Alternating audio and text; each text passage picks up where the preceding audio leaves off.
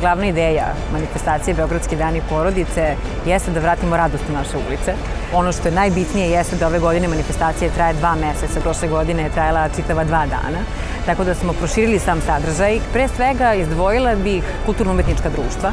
Zaista smo se potrudili da akcenat stavimo na kulturno-umetnička društva i da damo priliku mladim umetnicima i da pokažu konačno svoje talente, ali i dostignuće, tako da to nam je negde bio fokus. Imali smo i brojne rock sastave i klasične, da kažemo, ansamble. Sve će ovo da raste kako vreme bude išlo. Ono što nas očekuje, što će biti, slobodno da kažem, spektakularno, jesu 2 koncerta. Pre svega 19. maja ćemo imati koncert Gypsy Kingsa i 25. maja ćemo imati koncert grupe Rammstein na Ušću. Ova manifestacija teži da postane tradicionalna i da se svake godine nama što više sugrađana vraća, ali i što više umetnika. Takođe, ove godine ćemo 15. maja dodeljivati i nagrade Beogradskih dana porodice. Na taj način želimo da se zahvalimo svim umetnicima koji su kroz možda svoj rad i dostignuća pokazali zapravo koliko je tradicija naše znanje i sve ono što naš narod nosi, koliko je zapravo to bitno.